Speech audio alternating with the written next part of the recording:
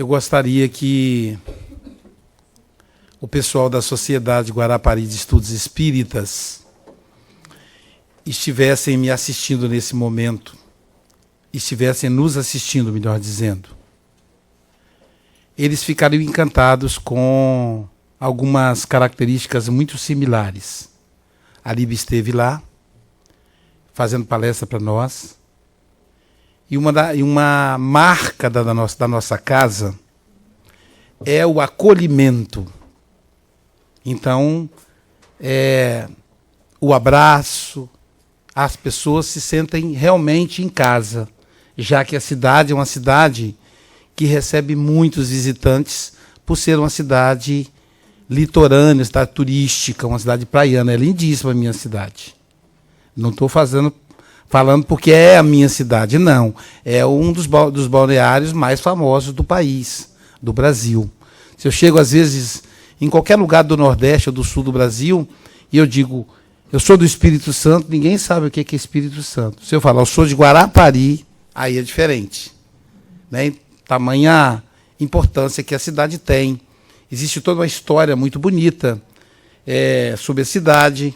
Não sei se vocês devem, os mais antigos aqui, devem ter visto o Bem Amado, do Dias Gomes, com Paulo Gracindo. E o Bem Amado, Dias Gomes, morava em Guarapari. Então, o Bem Amado é uma história de Guarapari. Lá nós temos um cemitério, que passou na novela, e esse cemitério, o prefeito da época construiu o cemitério. E como todo político, o sonho do prefeito era inaugurar o cemitério. Porém, passaram-se 4 anos, o mandato inteiro do prefeito, e ele não conseguiu inaugurar o cemitério. E, de acordo com as pesquisas, o candidato que tinha chance de sucedê-lo não era aquele candidato que ele apoiava, era o candidato da oposição. Então ele achou um desaforo o opositor inaugurar a obra que ele construiu. Então, primeiro ele tentou ver se alguém matava alguém lá na cidade para facilitar.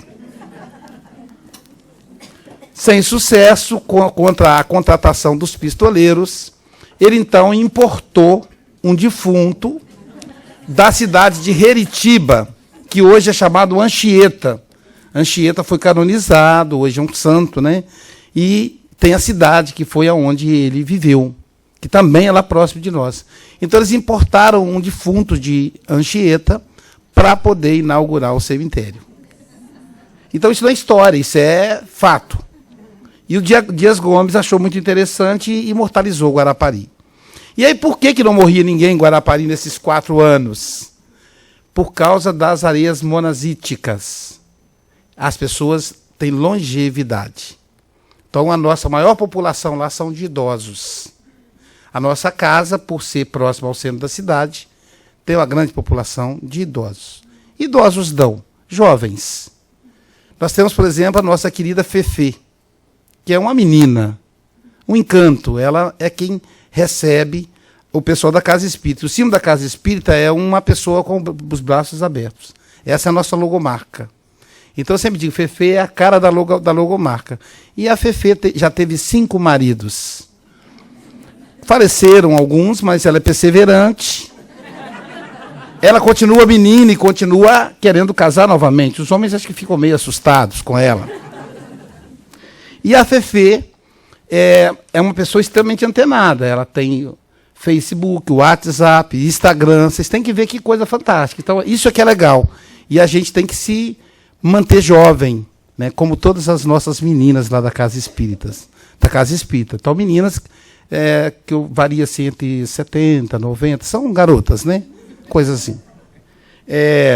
Então, uma característica da nossa casa é o acolhimento, se parece muito. Outra coisa que se parece muito, o espírito que a gente, patrono da nossa casa, é o doutor Bezerra de Menezes. Estou aqui de frente com a foto do doutor Bezerra. A nossa casa, nós temos aqui, claro que vocês não podem ter aqui, mas lá a gente tem o privilégio de ter trabalhadores do reino animal. Então nós temos a Suzy, que é uma cachorrinha. Temos o Negão, que eu achei que podia inventar um outro nome para ele, mas é esse nome que deram para ele. E os dois são castrados para não querer namorar e multiplicar. Porque a gente tem esse princípio de acolher os animais da rua para que eles sejam castrados e não se multipliquem. E temos o Chico, que é um trabalhador da mediúnica, é um gato, Chico. E ele participa da reunião mediúnica e nos ajuda muito. Então, a presença de Francisco de Assis é tão grande, nós estamos em fase de construção, e a arquiteta fez o projeto. No projeto primeiro, ela ocupava todo o terreno com a obra da Casa Espírita. Ela foi inspirada a mudar o projeto para que tivesse um quintal para acomodar os nossos animaizinhos, que está muito próximo. Então, a gente sente muita presença da equipe de Francisco de Assis. E nós temos um carinho muito grande com a Joana de Ângeles, que está aqui de frente para mim. Eu coordeno um seminário, que é uma imersão espiritual da Joana de Ângeles, toda Semana Santa, sexta, sábado e domingo. Já tem 17 anos. Então nós estudamos todas as obras da Joana. E esse evento acontece no CEIFA, Centro Espírita Irmão Francisco de Assis, que fica na Serra da Mantiqueira. Para quem não sabe, a Serra da Mantiqueira é uma mata fechada que envolve São Paulo, Minas, Rio de Janeiro. Então, o CEIFA fica cravado no meio da mata. Imagina você estar num ambiente desse durante 3 dias estudando a Joana. Então, de maneira que eu já deixei claro que eu estou em casa. Eu realmente estou em casa. Então, que esses espíritos de escola, a equipe da Joana, Dr. Bezerra, que é também o nosso Kardec brasileiro, já que honra o nome da casa, Kardec, que eles possam nos inspirar para que sejamos instrumento da orientação do mundo maior para cada um de nós. O tema da manhã é com base nesse livro. Aí vocês vão ver, mas está estranho, está aparecendo em italiano. É um livro mágico. Eu aplico um passe e ele muda de língua. É bilíngue. Terapêutica do Perdão. É o segundo livro da minha lavra. Não é novo, mas é o livro que é mais vendido. Já está na sua 5ª edição. Para vocês terem ideia, a Chiado Editora, em Portugal, ela é uma editora não espírita e ela distribui esse livro. A ideia do Terapêutica do Perdão foi que me levou para a parte terapêutica, de trabalhar com a terapia. E nós realizamos todos os anos, 2 vezes por ano, uma vivência terapêutica do perdão. As pessoas ficam 6 horas conosco lá na nossa casa. Por que o terapêutico... E aí a gente quer esclarecer uma outra coisa. Vocês vão ver que nesse livro tem um símbolozinho da editora da nossa casa. Esses livros, eu não tenho direito sobre eles. A propriedade deles é da Sociedade Guarapari de Estudos Espíritas.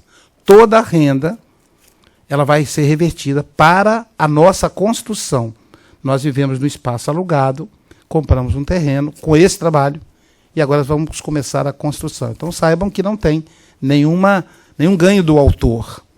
Quando não é custeada a nossa viagem, a gente usa parte para cobrir a viagem, mas o restante é da Casa Espírita. Feito isso, começamos com a questão 886 de O Livro dos Espíritos, quando o nosso mestre Kardec interroga os espíritos superiores com a seguinte pergunta, com a seguinte questão: qual o significado da palavra caridade? Como a entendia Jesus? A primeira questão é a gente se perguntar por que Allan Kardec quer saber o significado dessa palavra. Nós espíritas, ficou imortalizado na nossa mente uma frase que acabou se tornando uma frase de efeito mesmo: fora da caridade não há salvação. Ora, se a caridade é a chave para a salvação, é importante que saibamos o que é caridade. Porque se a gente não entender o que é caridade, a gente não vai conseguir progredir. Para que fosse entendido o significado dessa palavra, os espíritos dedicaram um capítulo inteiro da terceira obra de Kardec, o Evangelho segundo o Espiritismo. Fora da caridade não há salvação. É o nome do capítulo. Os espíritos têm ali mensagens do espírito Erasto, discípulo do apóstolo Paulo, e de outros espíritos de escola, Santo Agostinho, e outros mais. E nesse capítulo, ele é muito didático. Ele começa dizendo o seguinte: imaginem se fosse assim, fora da verdade não há salvação. Ficaria muito difícil as pessoas compreenderem, porque a verdade é um espelho que se partiu em centenas de milhões de pedaços. E cada um de nós tem um pedaço dele. Então cada um tem uma verdade. Mas são verdades parciais. São verdades incompletas. São verdades que nos deixam em erro. A verdade maior, só se todos esses pedaços estivessem juntos. Tem uma história que diz o seguinte: uma pessoa fazendo experiência convidou 3 cegos de nascença e pediu a esses companheiros que avaliassem o elefante. Disse para eles: esse animal é um elefante, é da África. Como você é americano, gostaríamos que você avaliasse, dissesse-nos o que é o elefante para você. E colocou então o elefante, colocou os 3 cegos, para que investigassem o que é o elefante. E os olhos dos cegos são as pontas dos dedos. O primeiro cego disse: o elefante é algo roliço, cheio de pelo. O segundo cego disse: olha, eu concordo com você em parte. Eu acho que é roliço, mas é liso e mole. O terceiro cego disse: olha, eu concordo em parte com vocês dois. Eu acho que é roliço, mas é firme. Então os 3 cegos falavam de coisas diferentes? Não, falavam da mesma coisa, o elefante. É que um cego tomou o elefante pelo rabo e avaliou o elefante pelo rabo do animal. Por isso, roliço e cheio de pelos. O segundo cego pegou na tromba do elefante e imaginou o elefante pela tromba. Por isso, roliço e macio. O terceiro cego pegou na pata do elefante. Então, os 3 cegos estão em erro? Não. Estão em acerto? Também não. Eles têm verdades incompletas. Assim são as nossas verdades. Logo, fora da verdade não há salvação, não daria certo, dizem os espíritos. No Evangelho, então, eles levantam a segunda opção. Fora da igreja não há salvação. Diz os espíritos: longe de unir as pessoas, essa verdade as separa. É um princípio proselitista. É a minha igreja que salva, não é a sua. Eu vou para o reino dos céus, você vai para o inferno. É muito comum a gente ouvir as pessoas dizerem isso de nós, espiritistas. Um dos meus irmãos, eu tenho 6, uma das vezes namorava uma moça que era protestante. E eu achei muito interessante essa relação de aprendizado de ambas as partes. E meu irmão é meio cri-cri. Na gíria, cri-cri quer dizer meio pega no pé, meio enjoadinho. E a namorada, então, em um momento sozinha comigo, ela disse, o que você achou de mim? Eu disse, eu gostei de você, acho você uma boa moça. Ela disse, mas o seu irmão disse que não daremos certo juntos. Eu disse, por quê? Ele disse, porque vocês são espíritas e eu sou evangélica. Mas eu acho isso bobagem, acho que é secundário, acho que é possível. E aí eu disse para ela, como é que o protestante do seu segmento religioso vê o espiritismo? Nós vemos como algo do mal, do capeta. Então, logo, o seu marido, se você se casar com meu irmão, seu marido, e provavelmente os seus filhos, porque o espiritismo, como ele é do mal, ele seduz as crianças. Então você vai ter o marido e o filho todos indo para o inferno, só você para o céu. E você vai ficar muito triste. Então, para que dê certo o relacionamento de vocês, eu acho que você deveria pensar numa segunda opção. Além de ir para o céu, você também pode pensar no inferno. Afinal, o inferno não é tão ruim assim, já que tem tanta gente lá. Então, fora da igreja não há salvação, diz os espíritos, não dariam, porque cria espírito de exclusão. Bom, pensaram então na terceira opção. Fora do espiritismo não há salvação. Essa é boa, não é? O que vocês acham? Eu gostei dessa. Eu achei muito legal. Olha só, fora do espiritismo não há salvação. Não é interessante? A senhora não acha interessante essa tese? Fora do espiritismo não há salvação? Poxa, todos estamos aqui, já estamos salvos. Olhamos, dizemos assim, é a doutrina mais intelectual que existe. Só pode quem é inteligente. Só quando as pessoas evoluem podem se tornar espíritas. É assim que a gente pensa.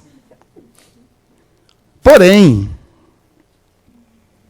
numa das visitas de André Luiz para Socorro, no Umbral, ele encontrou uma senhora que o conhecia. Essa senhora se levantou lá do meio do lamaçal, porque as pessoas em condição de sofrimento, levantou, olhou para ele e falou, André Luiz, eu sou espírita, eu assisti palestra do Dr. Bezerra de Menezes. Gente, a mulher assistiu palestra do Dr. Bezerra de Menezes. E aí eu pergunto a vocês, o que ela está fazendo lá no Umbral? Se a gente lê a obra clássica do Chico Xavier, do irmão Jacó, chamada Voltei, nós vamos perceber que um presidente da Federação Espírita Brasileira teve dificuldade quando chegou do outro lado. Diferente das descrições da Joana de Ângeles com relação à chegada do próprio Chico Xavier. Então, há espíritas e espíritas. Logo, fora do espiritismo não há salvação, não dá certo. Eu acho que devia dar. Mas não é isso que os espíritos dizem. Não dá certo. Agora, fora da caridade não há salvação. Pensem. Quem é que pode fazer a caridade? Todos.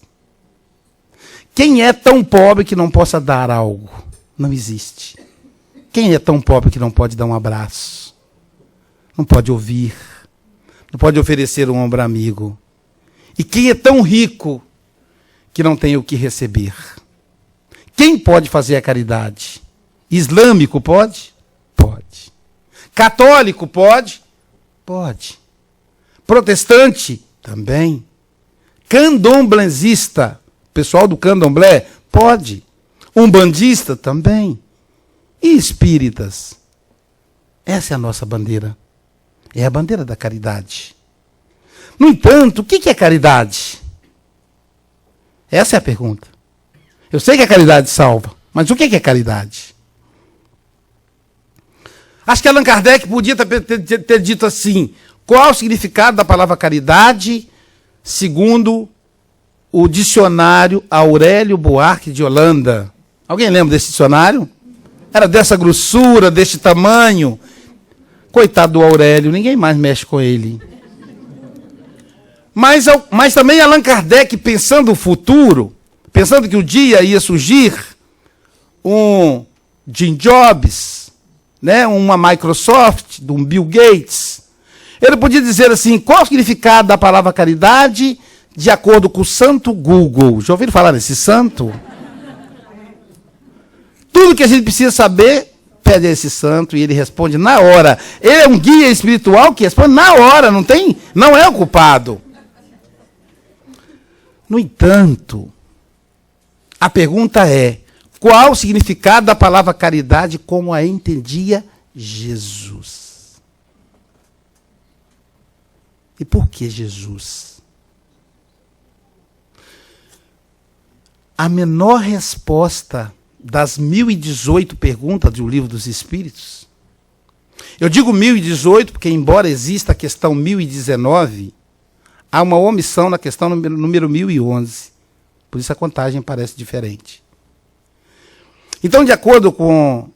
é a menor resposta do Livro dos Espíritos a uma pergunta que diz o seguinte: qual o nosso modelo? Qual o guia da humanidade? A quem devemos seguir? Pergunta Allan Kardec. Na questão número 625. Pode conferir quando chegar em casa. E a resposta é a seguinte: Jesus. É o nosso modelo. É o nosso guia. Todas as vezes que tivermos dúvidas com relação a alguma atitude, pensemos assim: o que faria Jesus se ele estivesse no meu lugar? Se eu estou com muita raiva da esposa, estou chateado com ela, não quero conversar com ela, eu penso, se Jesus fosse casado com a minha esposa, o que ele faria? Talvez a resposta vai ser, ele teria separado, ele não aguentaria. Mas a gente sabe que seria diferente. Ele jamais condenou. Ele jamais ofendeu. Ele esclareceu. Ele amou. Amou como ninguém nunca amou. E como ninguém nunca amará nessa terra. Amai-vos uns aos outros, como eu vos amei. Como é difícil seguir essa frase de João. Fica mais fácil para nós amar ao próximo como a ti mesmo. Que amar ao outro como Jesus ama. Só o Dr. Bezerra. Só o Chico Xavier. Só a Madre Teresa de Calcutá. A Madre Teresa diz assim: amar até doer. Olha só que profundidade do amor. O apóstolo Paulo, na primeira carta aos Coríntios, ele vai falar da caridade. E algumas traduções traduzem a palavra caridade para a palavra amor. Vocês já devem ter visto várias traduções assim. O Renato Russo, do Legião Urbana, faz uma homenagem a essa carta, falando amor. Então a caridade é o amor. Como é que Jesus entende a caridade? Qual o significado dessa palavra tão emblemática, mas extremamente necessária para nós? E os Espíritos respondem: benevolência para com todos. Para ser benevolente para com todos, a gente vai precisar do perdão. Benevolência para com todos. Inclusive para com você. Para conosco mesmo. Muitas vezes somos vitimados, paralisados na tarefa espiritista, graças à culpa. Começamos a desenvolver, vamos ajudando no passe, na limpeza, no mutirão, na evangelização, na livraria, na mocidade espírita, na reunião mediúnica. Até que deparamos com a pessoa do passado. Olhamos para aquela pessoa, um sentimento estranho nos envolve. Uma hora é a mágoa, outra hora é a culpa. E traduz-se no movimento espírita com a palavra milindre. Milindre é coisa de mineiro, seria melindre o certo. Então, nos tornamos vítimas do melindre e nos afastamos da casa espírita. Existem pessoas que deixam de ser espírita. Será que é possível isso? Graças a um desencontro. Outros dizem, não, eu não gosto daquela dirigente, daquele presidente, então não vou mais lá no centro. Mas seu compromisso não é com a presidente ou com o dirigente. Seu compromisso é com Jesus. E param. O espírito Manuel Filomeno de Miranda, em uma de suas obras extraordinárias, eu acompanhei todas as obras do Manuel. Eu me dedico a ler 2 obras todo ano, eu faço questão. As obras da Joana, a obra nova que ela lança cada ano, e do Manuel Filomeno, que, aliás, o ano passado não lançou. O livro Transição Planetária, em que Manuel Filomeno vai falar da reencarnação de espíritos trazidos de outras dimensões, de outras galáxias, de outros planetas, para ajudar a implantar na Terra a regeneração. E esses espíritos, boa parte dele, diz o espírito Manuel Filomeno, serão reencarnados através do processo de fertilização in vitro. O chamado bebê de proveta do passado, que hoje é uma mulher adulta. Né? E aí ele explica por quê. Ele diz porque, não tendo contato genético direto com os pais, esses espíritos não carregam culpas ou mágoas. Porque eles não têm passado na Terra. Então eles são espíritos corajosos, pujantes, missionários em sua área. No direito, prendem políticos corruptos, caros. Prendem juízes, promotores. São juízes destemidos, são promotores corajosos. Na medicina, se destacam pela dedicação à profissão e pelas novas tecnologias que trazem. Na matemática, destacam-se na tecnologia que nós chamamos hoje de internet. Então, esses espíritos não trazem a culpa, a mágoa. É isso que nos atrasa. É isso que paralisa a nossa evolução. É por isso que Jesus diz benevolência para com todos. Esse é o significado da palavra caridade, de acordo com como entendia Jesus, respondido pelos espíritos superiores. Mas não termina aí. Benevolência para com todos, vírgula. Indulgência para com os erros alheios. Sermos indulgentes. Não queremos condenar o outro. Não é nem julgar. A gente não julga. Nós pulamos essa parte, já condenamos. Tá vendo aquela vizinha? Quando o marido viaja, aparece um visitante lá, o Ricardão.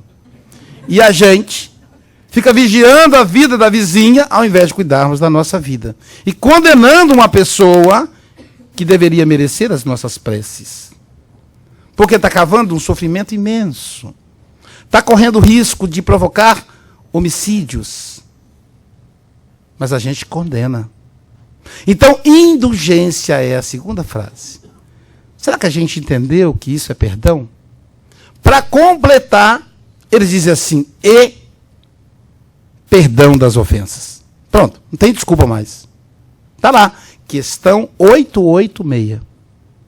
Benevolência para com todos. Indulgência para com os erros alheios. Perdão das ofensas. Por isso a palavra perdão ganhou um significado maior para mim, a ponto de gerar um livro, o livro do perdão, onde eu tentei, a partir do sentimento, num diálogo escrito, escrever sobre o assunto perdão. No livro Pão Nosso, do Espírito Emmanuel, através do nosso querido Chico Xavier. Aliás, o Chico Xavier escreveu, psicografou 4 livros. Pão Nosso, Vinha de Luz, Fonte Viva, Caminho, Verdade e Vida. Esses livros, inclusive, ganharam o prêmio aqui nos Estados Unidos, por ser os livros cristãos mais lidos, mais bem explicados da mensagem de Jesus. Esses livros têm uma característica interessante. Por exemplo, são 180 lições. Por que esse número? Será que é por acaso? E aí eu pensei o seguinte: essas 180 lições representam 180 graus que temos que dar em nossa vida. Suponhamos que eu estou num caminho que está me trazendo sofrimento. Se eu virar 90 graus, eu saio parcialmente desse sofrimento. Mas se eu virar 180 graus, eu fico no sentido contrário ao que eu estava. Aí eu saio do buraco em que entrei. Saio da caverna, de acordo com Platão, no mito da caverna, em que ele fala que o homem, entrando na caverna, tem a ilusão de que ele vai encontrar a felicidade, porque a luz projeta nas paredes da caverna, e ele acha que a luz nasce daquelas paredes, só que ela está projetando por trás dele. E ele vai buscar a luz. Quanto mais ele busca, mais ele entra na caverna. Quanto mais ele entra na caverna, mais escuro fica para ele. Qual é a maneira dele sair da caverna? Virar 180 graus. Não podia ser 360 lições? Não, ele voltaria ao ponto inicial. Então, são obras extraordinárias, obras do Emmanuel. E Emmanuel merece o título. Porque o Emmanuel foi quem evangelizou os brasileiros. Foi quem levou o evangelho do velho para o novo mundo. O padre Manuel da Nóbrega. Então, ele pegou o evangelho e implantou o evangelho na América do Sul. Logo, ele entende de evangelho. E Emmanuel, então, faz a seguinte reflexão na obra O Pão Nosso. Aliás, eu estou aqui diante de um relógio que é problemático. O ponteiro dele roda muito rápido. Eu tenho até 12:30, não é isso, gente? Só para eu poder me localizar aqui. Cadê o dirigente? O dirigente? Isso, né? Então, eu vou dar uma acelerada aqui, porque o reloginho não para, tem que segurar aquele ponteiro dele. Então, o Emmanuel, na obra Pão Nosso, ele diz assim, fazendo uma reflexão de uma mensagem do Evangelho. Reconcilia-te depressa, enquanto estás a caminho. Reconcilia-te com o teu adversário, depressa, enquanto estás a caminho. Senão, serás levado ao tribunal, e esse vos encerrará na prisão, juntos, até pagardes o último ceitil. Bom, eu fui pesquisar esse texto na Bíblia, pelos 4 evangelistas diferentes. O curioso é que tem um problema de linguagem.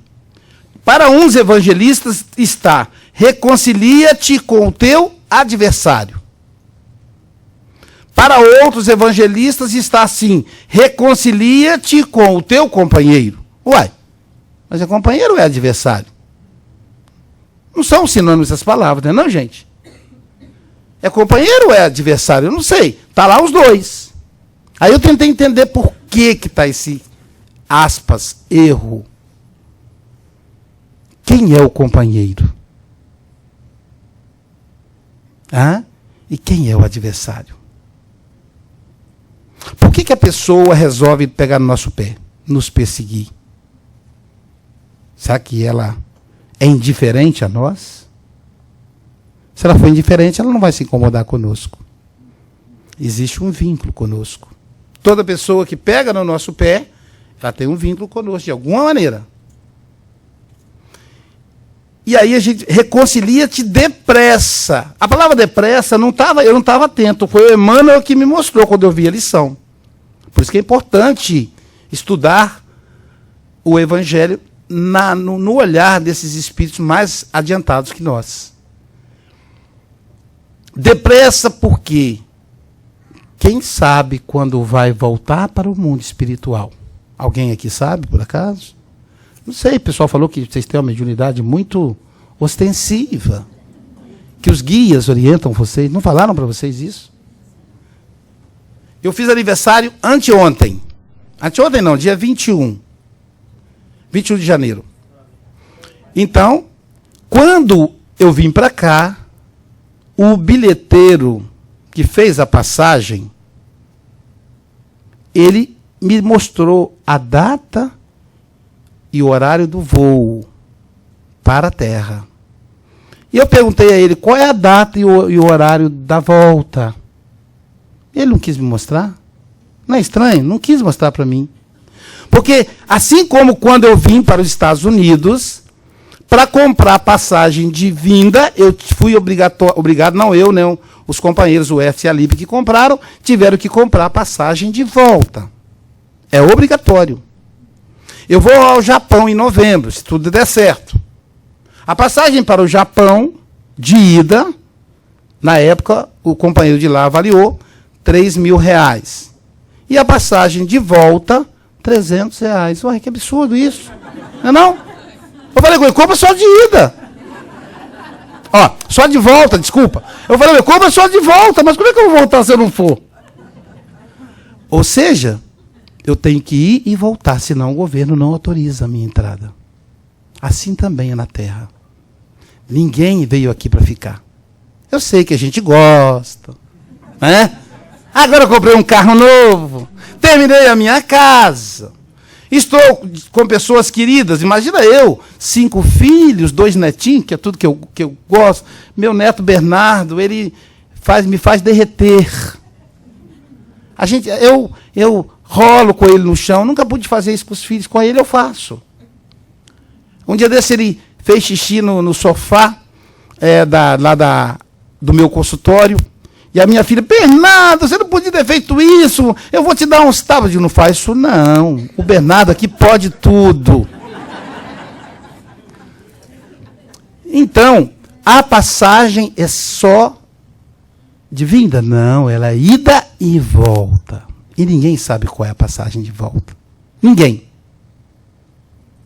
Um paciente meu que descobriu que ele é HIV positivo.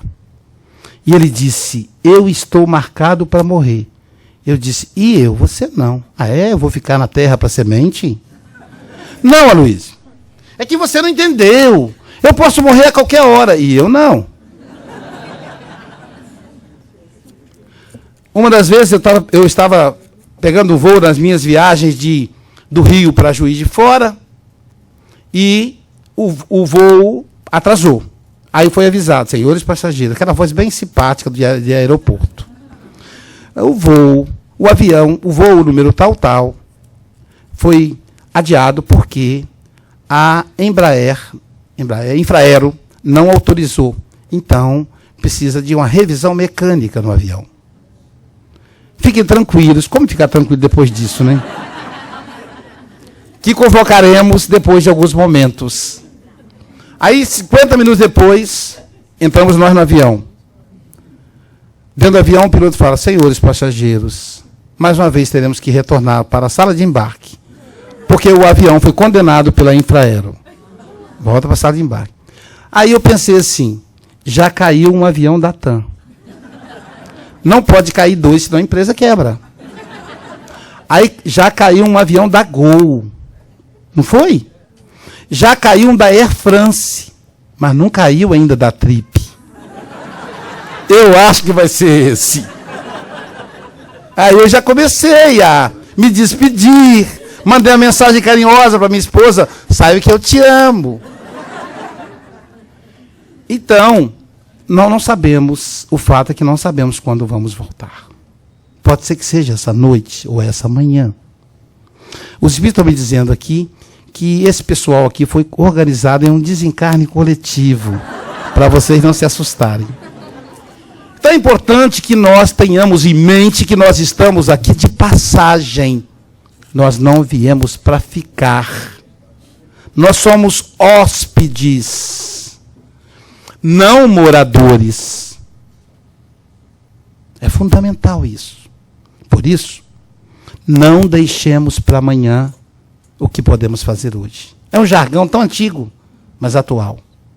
Então, se você está magoado ou magoou alguém da sua família ou a um amigo, telefona para ele.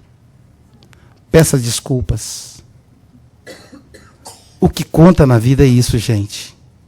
Retornar para o mundo espiritual com culpa paralisa a vida do espírito. Como médium, a gente tem recebido mensagens de familiares que voltam e pedem perdão a quem ficou.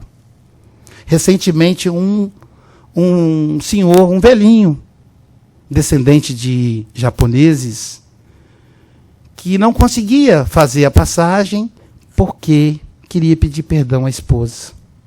E ele me pediu encarecidamente que eu fizesse chegar à esposa. Como a esposa dele é mãe de um grande amigo, dirigente de um centro espírita, e ela gosta muito de mim, tomei a liberdade de telefonar para ela e disse: seu marido está com dificuldades.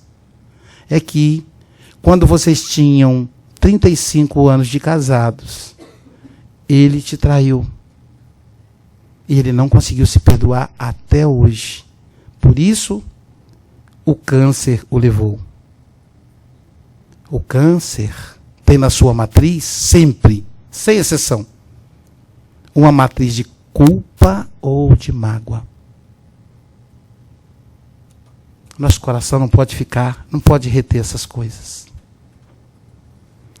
Ela começou a chorar, disse: mas eu já perdoei ele. Eu disse: mas ele não se perdoou.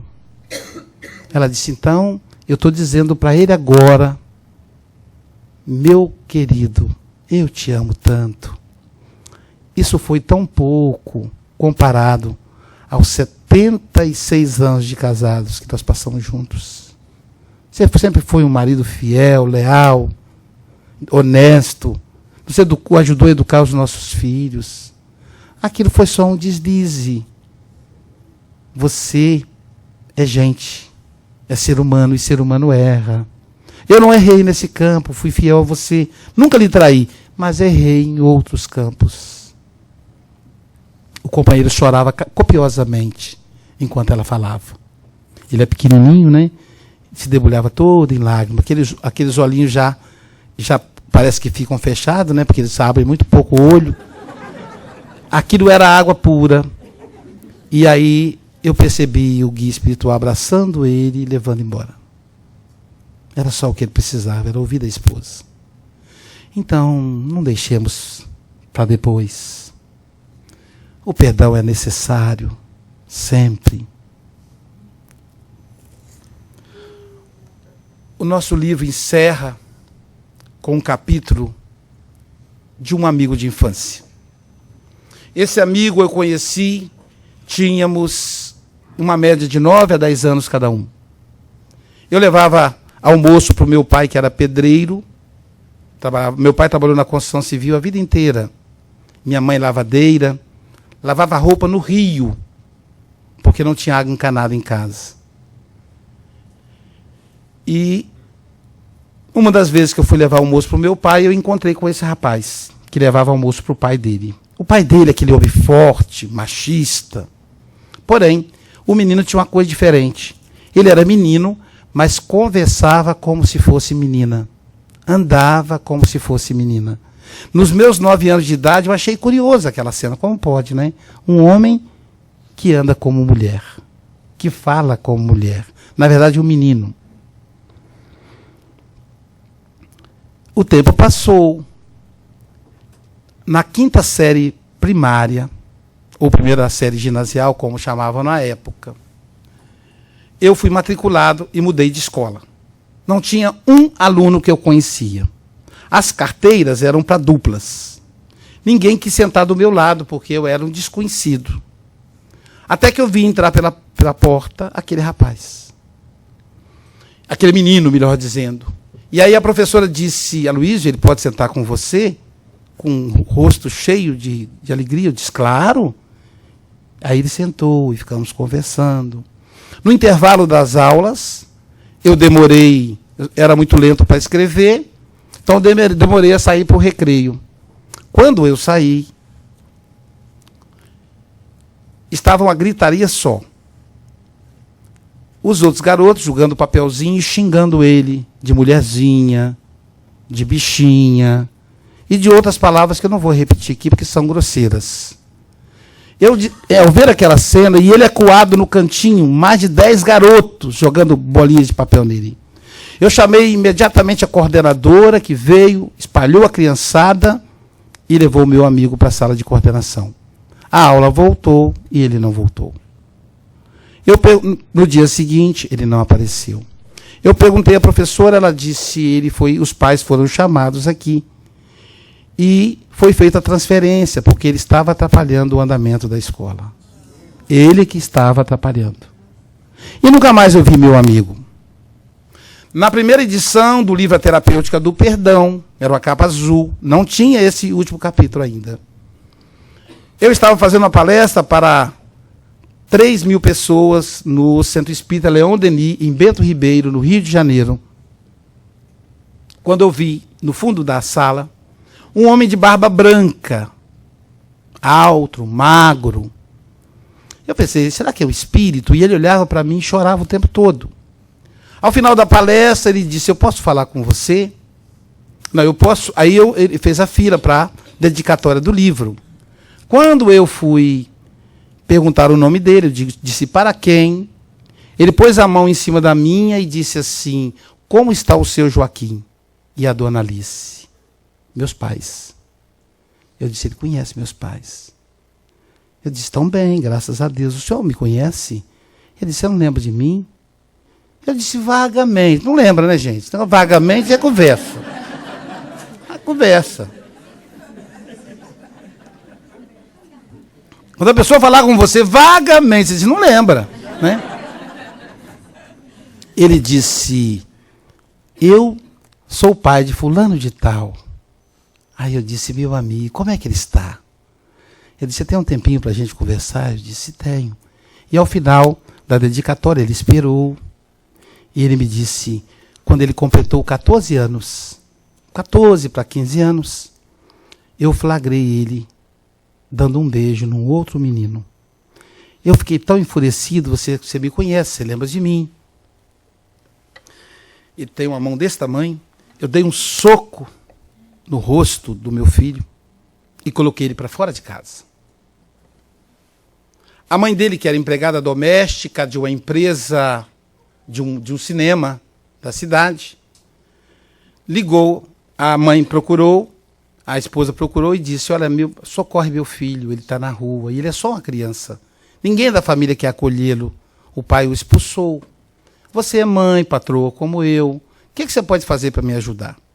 A patroa disse, bom, na capital a gente tem uma casa, onde meu marido resolve negócios.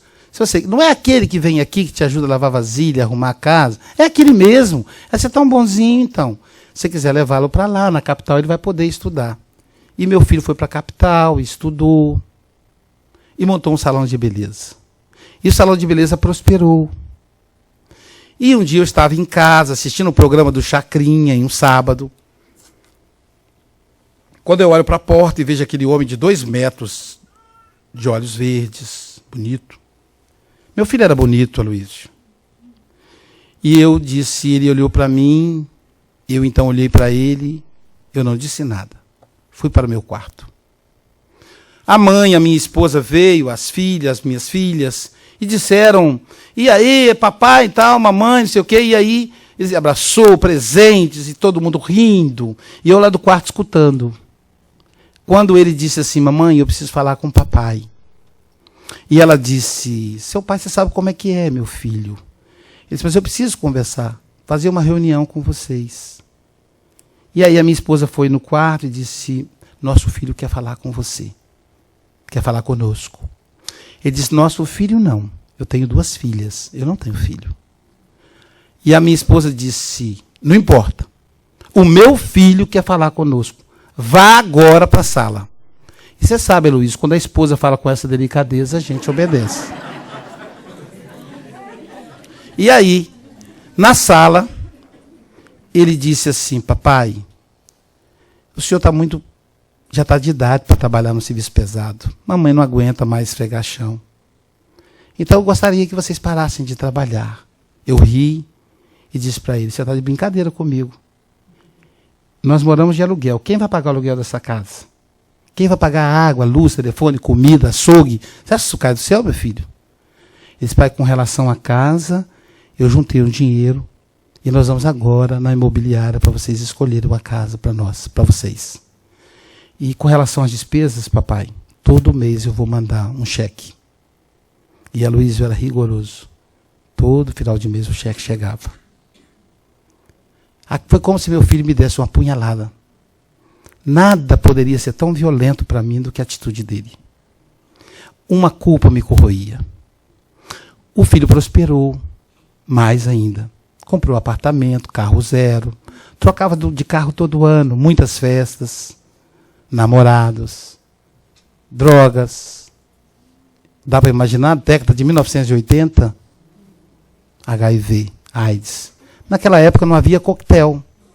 A AIDS matou Lauro Corona, Renato Russo, Cazuza, Sandra Breia. E também matou o nosso personagem. Antes dele desencarnar, já aparecendo as pintas, as feridas, o salão esvaziou. Quem vai querer cortar cabelo com aidético? E os amigos de farra? Sumiram. Amigos de farra é assim. Só estão presentes quando a gente está com dinheiro. O médico disse para ele, olha, volta para casa. Ninguém melhor do que a família numa hora dessa. E aí, Aloysio, estava eu novamente assistindo o programa do Chacrinha, quando eu olho na porta e vejo aquele homem, 2 metros de altura. Não era um homem, era um esqueleto. Ele havia perdido toda a massa física. Os olhos lindos da mãe. Só os olhos estavam vivos. Eu fingi que não percebia a cena, levantei-me e o abracei. E disse, meu filho, você veio nos visitar, que alegria. Ele disse, não, papai, eu vim para ficar. Eu posso morar com vocês? Claro, meu amor, a casa é sua. Foi você quem a comprou. Não, papai, a casa é nossa.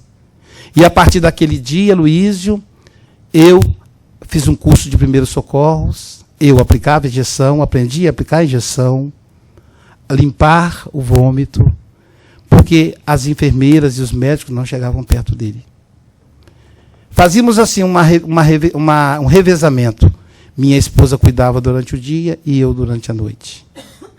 Uma noite, ali pelas 2 da manhã, eu escutei uma voz baixa dizendo, papai.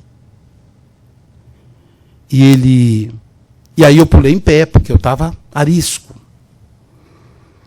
E ele disse, posso falar com o senhor? Eu disse, pode. Sentei-me na cama dele, pus a cabeça dele no meu colo. E disse, o que foi, meu filho? Ele disse, eu quero lhe pedir perdão, papai. Perdão de quê? Ele disse, da decepção que eu provoquei para o senhor. O senhor teve 2 filhas. Quando eu nasci, o senhor deve ter pensado, agora nasceu um macho, nasceu um homem como eu. E veio eu, papai, para te decepcionar. E eu disse para ele, não, você é homem, muito mais do que muitos homens que eu conheço. Um homem que honrou, em primeiro momento, a sua família. Por isso, meu filho, não tem motivos para você pedir perdão. Perdoe a você mesmo. já que você está me pedindo perdão, eu gostaria de te pedir perdão por minha culpa.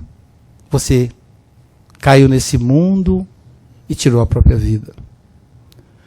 Perdoa, meu filho. Não tem uma noite que eu consiga deitar sem me lembrar da cena do soco. Ele disse, perdoar por quê? Quem construiu a minha vida fui eu, papai. Ser homossexual não é nenhum problema.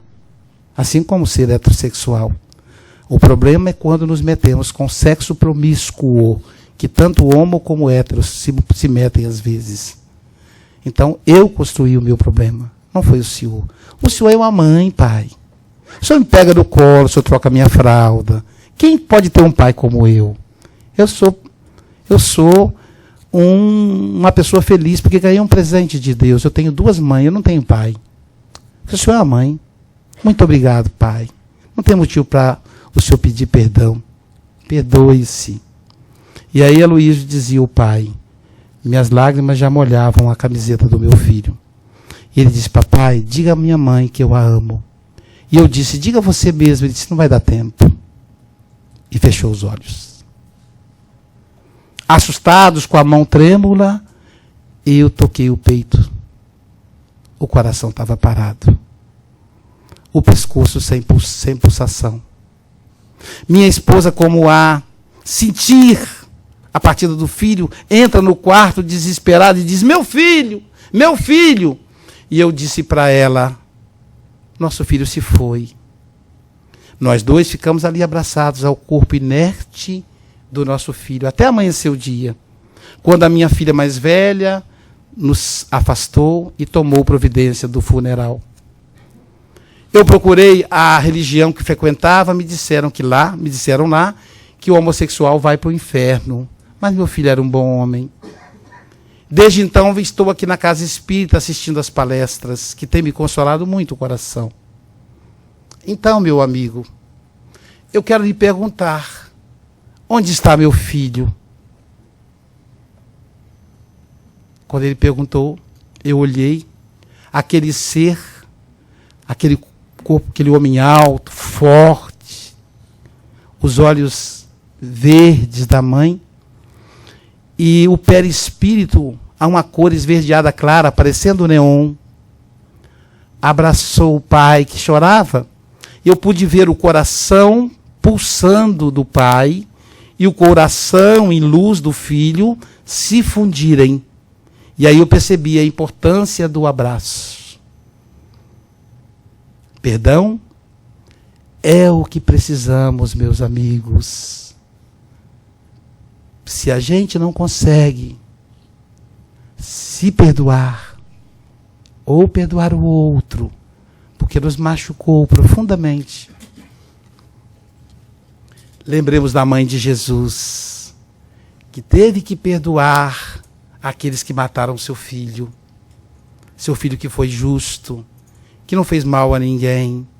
Ela teve que perdoar e amá-los, porque ela foi condecorada pelo próprio filho como Mãe Santíssima. Lembremos dela, como diz o poeta, através do Chico Xavier. Ave Maria, Senhora, o amor que ampara e redime. Ai do mundo, se não fora a vossa missão sublime. Cheia de graça e bondade, é por vós que conhecemos a eterna revelação da vida em seu dom supremo. O Senhor sempre é convosco, mensageira da ternura, providência dos que choram na sombra das desventuras. Bendita sois vós, rainha, estrela da humanidade, rosa mística da fé, lírio puro da humildade. Dentre as mulheres sois vós, a mãe das mães desvalidas. És a nossa porta de esperança, mãe. É o anjo das nossas vidas. Bendito o fruto imortal da vossa missão de luz. Desde a paz da manjedoura aos sonhos além da cruz. E assim seja para sempre. Ó divina soberana, refúgio de todos aqueles que padecem. Queremos a cor e a luz do seu manto. Muito obrigado, Senhora. Muito obrigado, Jesus. Muito obrigado, amigos. Muita paz a todos.